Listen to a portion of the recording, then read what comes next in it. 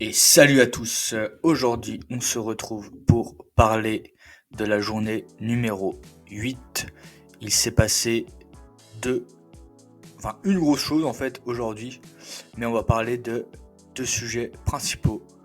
Le premier, donc, le concept du jour, on parlera de l'effet cumulé.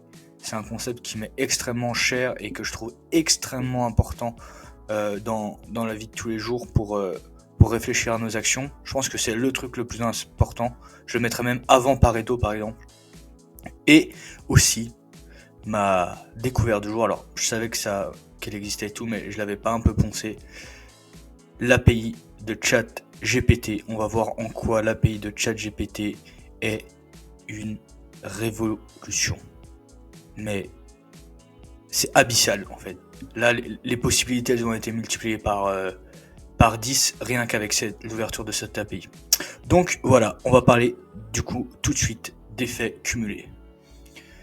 Alors, l'effet cumulé en soi, qu'est-ce que c'est? En fait, c'est un principe qui fait que lorsque tu fais une action et que tu le répètes, l'addition de ces actions crée une exponentielle. Qu'est-ce que ça veut dire? C'est-à-dire que par exemple, moi dans mon idée, là vous allez voir sur les stats par exemple, mes 2 dernières vidéos YouTube ont fait 0 vue. C'est pas grave. En fait, l'idée c'est que je pense que déjà ma chaîne est neuve et en plus une vidéo par jour c'est assez brutal pour l'algo. Donc j'imagine qu'il y a une cannibalisation. Mais moi mon idée c'est de me dire qu'en fait, quand ça va prendre, il y aura tellement de contenu que ça va vraiment avoir une courbe de croissance qui va être exponentielle. C'est-à-dire qu'on va passer de 1 à 2, de 2 à 4, de 4 à 8, de 8 à 16, de 16 à 32, de 32 à 64, 64, 128, 128. Et là j'ai plus. On s'en fout, hein. Et donc du coup l'idée c'est ça. C'est de réfléchir en fait à des systèmes et de mettre en place des choses qui créent de l'effet cumulé. Je te donne un exemple par exemple pour quand t'es commercial. Moi c'était ma réflexion dans le boulot où j'étais avant et même toujours maintenant, c'est qu'en fait la prospection c'est pas la prio. La prio c'est de créer du lien social avec des gens et d'être top of the mind. C'est-à-dire que quand les gens pensent à ton sujet, t'es dans leur tête, tu vois. Et pour ça, du coup, il faut créer du réseau, il faut parler avec des gens, il faut échanger avec des gens. Il faut créer du lien. Parce que si tu prospectes, oui, bonjour, alors moi je m'appelle monsieur machin, on propose X service, machin, bidule, truc. J'ai fait, hein, tu vois.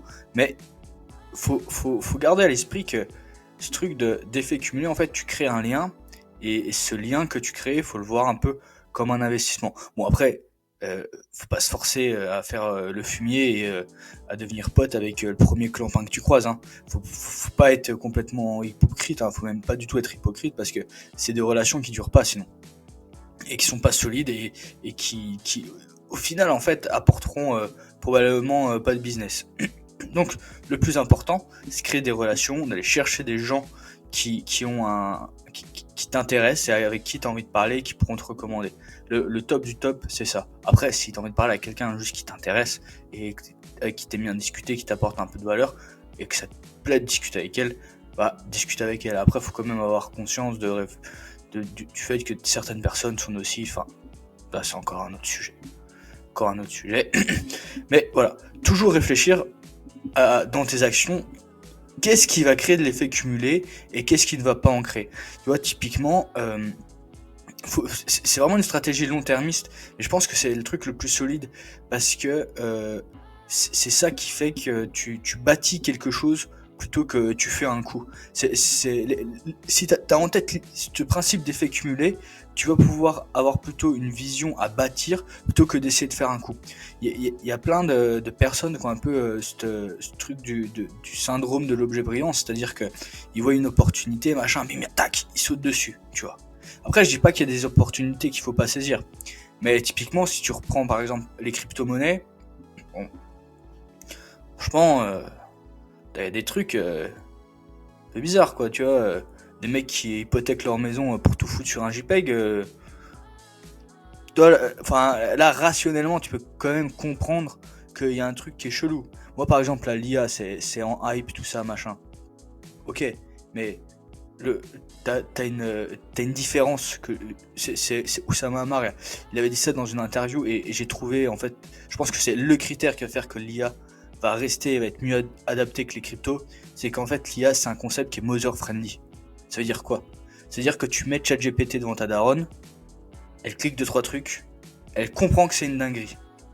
T'expliques Bitcoin à ta daronne, là elle va te regarder, elle va dire mets ton argent à la banque. Tu vois ce que je veux dire? Donc l'idée c'est ça, c'est que ok, il faut que tu gardes en tête qu'il y a des opportunités machin, mais si t'as pas d'opportunité qui te permet de générer de l'effet cumulé, faut pas y aller.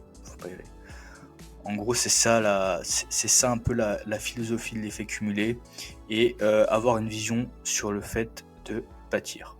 Et en parlant de bâtir, du coup, ça fait une super bonne transition pour la partie d'après où je vais vous parler de l'API de ChatGPT qui est mais une dinguerie.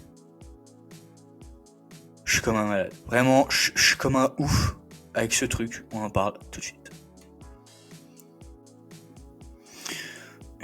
Alors, on se retrouve sur Make pour vous présenter l'API de ChatGPT. Je ne vais pas vous présenter l'API avec la documentation, les JSON et tout le train-train, parce que franchement, c'est imbouffable, c'est pas cool à regarder.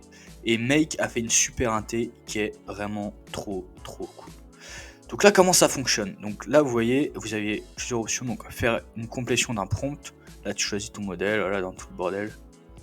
Et là, on voit que j'ai fine-tuné 2-3 petits trucs. Et ça, c'est bon, ça va. Donc, on peut faire une complétion de chat. Donc là, on a 2 modèles. Je vous avoue, j'ai pas encore regardé vraiment les différences.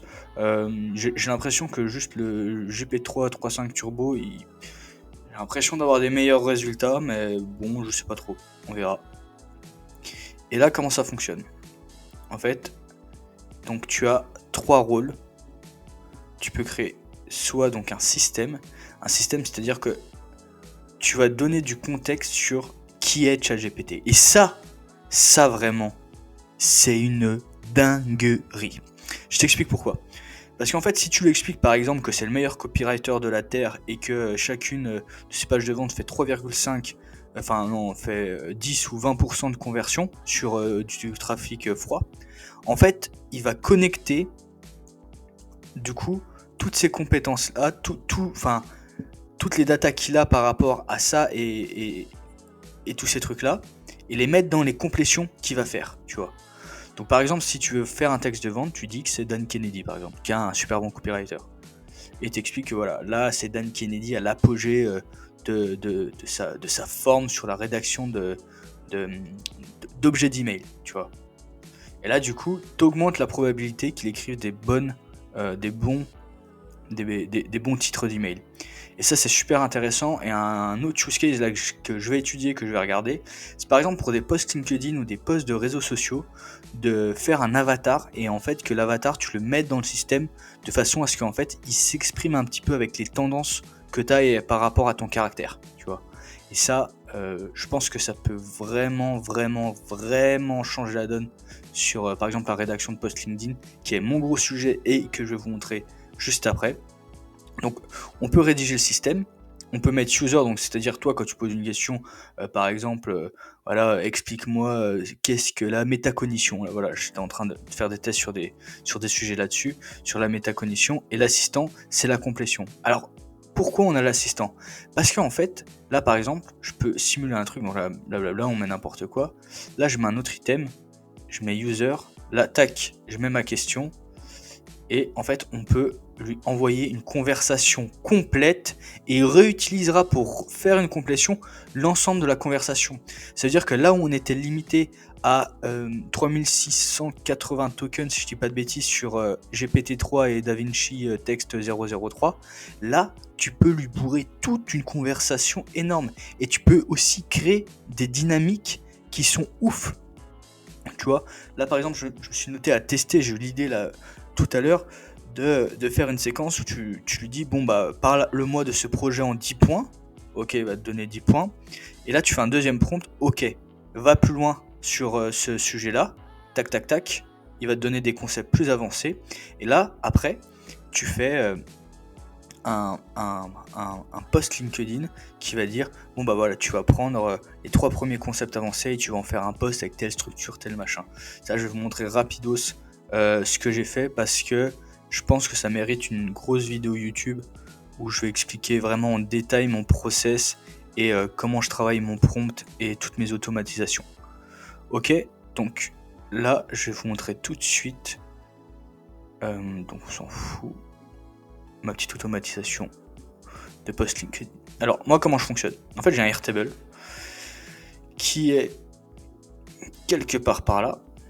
Ah, donc là, j'avais fait des tests sur des concepts, où je cherchais des concepts un petit peu philosophiques.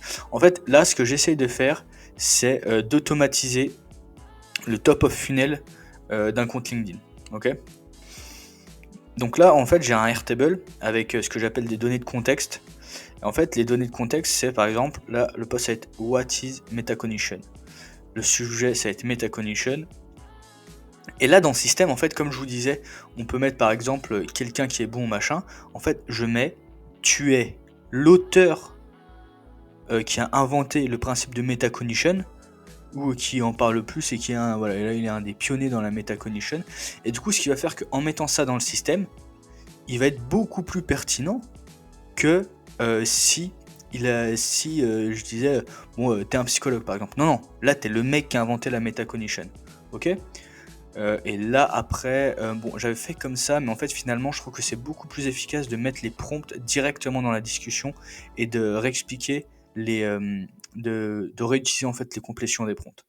Hop, tac, je vous montre du coup. Donc là voilà, j'ai mon Airtable.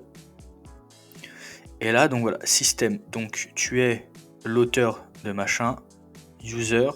Donc je mets en anglais parce qu'en anglais c'est plus pertinent, et après j'ai un prompt de traduction. Décrit les étapes pour apprendre ce concept, et chaque étape est pratique, est une étape pratique qui permet de motiver les personnes à passer à l'action. Ok. Tac. Et là on crée le post LinkedIn. Et là voilà, bon, je vais pas vous faire tout le détail du prompt, et en plus il est pas encore top quoi. Il y a des trucs, je suis pas encore ultra satisfait. Et là j'ai un petit prompt j'ai un petit prompt là j'ai un petit prompt du coup de traduction, mais c'est intéressant parce que du coup il me manque une variable que je voulais mettre. Ok, je me le note.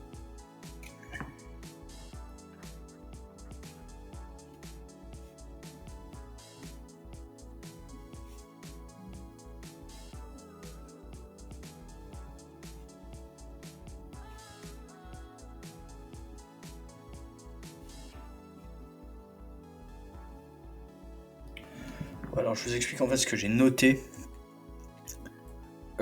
J'ai remarqué un truc, ça c'est un petit tips pour les traductions. Donc du coup, en fait, j'ai trouvé que ChatGPT était beaucoup plus pertinent en anglais qu'en français. C'est normal, son set de data, il est plus entraîné sur de l'anglais que du français. Et du coup, quand je traduisais le post LinkedIn en français, donc là ça risque d'être le cas vu que mon prompt il est pas assez bien étayé, en fait, je perds la tonalité que j'ai en anglais. Ok. Et en fait là dans le process, là dans Create a Post LinkedIn, en gros si vous voulez j'ai pris un post LinkedIn d'un influx LinkedIn, et en fait j'ai un prompt qui m'extrait les techniques qui sont utilisées. Voilà, use imperative sentence for command and urgency, tu vois, comme ça il va mettre ce type de phrase. Sauf que du coup j'ai pas gardé la tonalité. Tac, donc je vais dire, je vais juste copier-coller là, tac. Hop, donc this text et keep mind ce tonality. Hop. Là normalement on devrait avoir un bon truc. Tac, on va voir ça tout de suite. Donc on va parler On va parler des deux, là, on va en faire deux. Comme ça, on va voir. Il y a un truc assez marrant que j'ai pas encore réussi à résoudre, mais je me suis noté à le faire. C'est qu'en fait, il y a une probabilité pour qu'il fasse des erreurs, et des fois, il a fait une fois sur deux, ou une fois sur 3, une fois sur 4. Et ce que j'ai noté, qui est hyper important, je pense, quand tu es en train de vraiment taffer ton prompt, c'est les trucs que tu trouves bien dans la sortie, il faut que tu les notes comme les trucs que tu trouves pas bien. Si par exemple, quand tu lui as donné une structure, il te dit, bon, par exemple, tu as fait hook, liste, question, et qu'il te met hook, nanana, structure, nanana, question, nanana. En fait, ça, tu vas lui dire, il faut pas que tu mettes la structure. Mais si par exemple, tu as un moment, il te raconte une histoire dans une petite section, il faut que tu lui dises, ok, dans la section 2, tu vas raconter une petite histoire de ce type-là. Et là, tu peux lui donner en exemple le paragraphe. Après, bon, je n'ai pas fait encore assez de tests pour vraiment être sûr des structures comme ça et voir si, par exemple, tu peux comprendre l'indentation. Ou s'il comprenait l'indentation, vraiment, c'est terrible. Ce serait incroyable. Donc, hop, on va tester la rapidos. Tac. Donc, bim, ça charge. La scope the concept, comme je vous ai dit, voilà, ça prend le concept en général et ça extrait des idées par rapport au concept. Donc là, par rapport à la variable. Là, ça va créer le post LinkedIn. Donc, en fait, du coup, j'ai tout ça là qui va être au-dessus. Et dans la création du post LinkedIn, il va pouvoir réutiliser toutes ces informations-là. Donc là, j'ai mon post LinkedIn en anglais. On va voir ce que ça donne. Voilà. Je vais demander de mettre define. Voilà. Là, c'est pas mal du tout. Là, on est sur un truc pas mal. Et là, est-ce que si on lui a dit de regarder la tonalité, on a quelque chose de cool?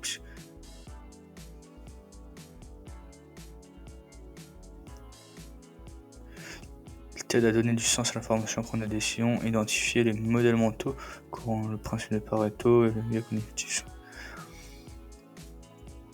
C'est pas mal. Bon, je pense qu'on peut faire mieux. On peut clairement faire mieux. On va voir sur le principe de métacognition. Tac. Déjà, c'est cool, hein, les smileys. Vraiment, je trouve que ça donne du relief. Là, la petite mise en page comme ça. Bah, typiquement, vous voyez, là, la mise en page, on peut lui dire que c'est cool. Step 2 et voilà, imagine machin. Et en fait, de mettre un exemple avec un smiley, ça, c'est quelque chose de cool qu'on peut réutiliser typiquement. Tac, je vais me le noter je vais le mettre en contenu celui-là. Il est vraiment cool et je vais peut-être le retravailler et le publier la semaine prochaine. Et vous voyez, et là, quand on a fait un prompt qui est à peu près consistant, on a du matos quoi. Enfin, ça peut dérouler très très vite après. Et là, l'objectif, c'est de me créer un système où finalement, je passe, je sais pas, 3 heures à faire mes posts LinkedIn et bim, ça déroule quoi. Donc là, je l'ai pas mis dans mes. Que j'avais mis modèle mentaux, hop, bim. Et là, on va mettre méta. Hop, tac, vous voyez, bim. Et là, j'ai mon post LinkedIn qui est pratiquement prêt. Voilà. Et à terme, l'idée, ça serait en fait de faire aussi un truc qui génère les images mid-journée pour LinkedIn. Bon, comme ça, tout est automatisé. Tout est automatisé à mort. Donc, voilà. Maintenant, on va passer à la partie chiffres, statistiques et moulaga. Bon, on y va tout de suite, hein. Sans pause, sans transition. Let's go, c'est parti. On est des thugs là ce soir, c'est la folie. Donc voilà, je vais montrer mon post à cette personne. Tac, donc là, bim. Donc mon post d'annonce, c'est celui qui a le mieux marché. Les autres, ça fonctionne pas trop mal.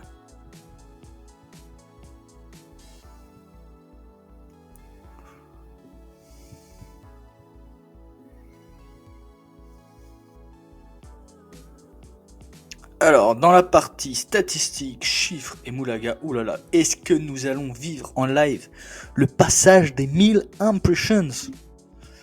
Oh là là, c'est plein d'émotions, c'est magnifique, c'est fantastique. Est-ce que je vais passer les 2000 si je fais un post sur la métacognition, hein? C'est ça la vraie question, les gars. Donc voilà, top post, celui d'annonce, celui d'hier, il a bien marché aussi.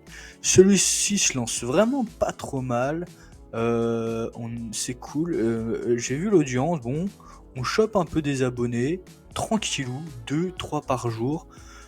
Vu l'investissement que ça me demande, franchement, c'est ok de ouf.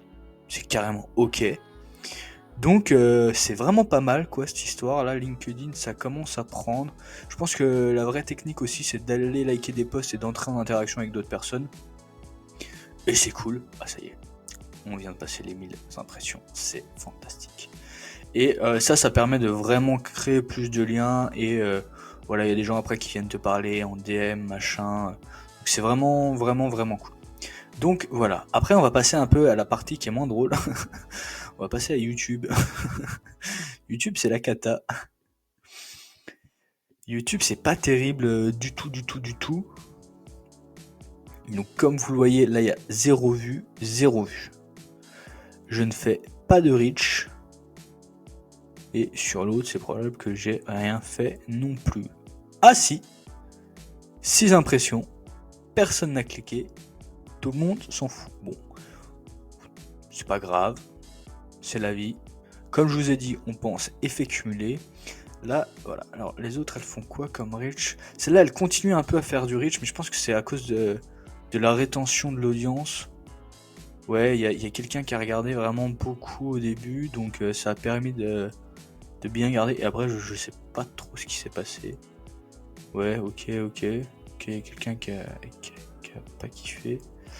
Et là, en fait, ouais, cela continue aussi. Donc, en fait, l'idée, c'est que, vous voyez, celles-là font pas de reach, je pense, à cause des 3 premières qui cannibalisent le reach de celle-là.